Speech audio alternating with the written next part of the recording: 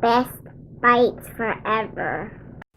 Hey, what's up everyone? I'm Chef Alicia, and in this video I'm going to show you how to make flour tortillas. I'm starting off here with 2 cups of flour and 1 teaspoon of salt, and then I'm going to add 1/3 cup of vegetable shortening into this. And just as a little note here, I have 1 cup of whole wheat flour and 1 cup of white flour, so you can do any combination of the two.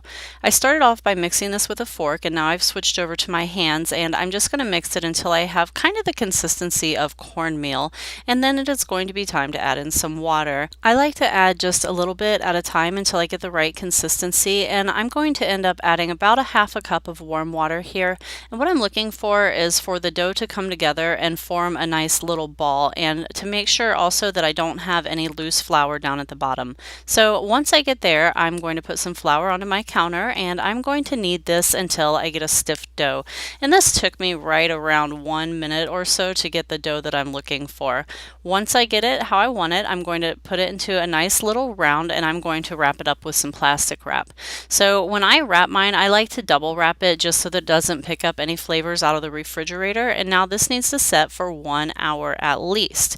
So now here we are an hour later, and I've put this onto a floured surface again. Now I'm just cutting this into equal pieces, and I just kind of do it like a little pizza. So I'm going to get 12 equal pieces here, and then I'm going to roll each one into a ball, and then I'm going to flatten that ball into a disc and roll them out.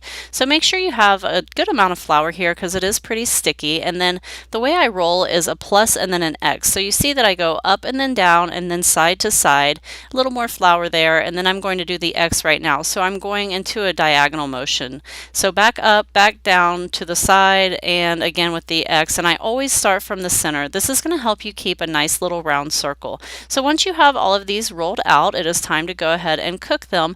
And they cook pretty quickly. I have this on medium high, and they take right around a minute. So this one just went on, and then the other one over here next to it has been on for 30-40 seconds or so, and it is just about ready to flip over, and I can tell because it's getting bubbles. So those little air bubbles are a good indication that it is ready, and it should be beautiful, which it is on the other side. And this guy over here is just about ready to flip too. As you're taking these off, make sure that you're keeping them nice and steamy and warm, or they will crisp up on you, unless you want them crisp, which is fine too. And there it is, all finished. Enjoy the recipe. bestbitesforever.com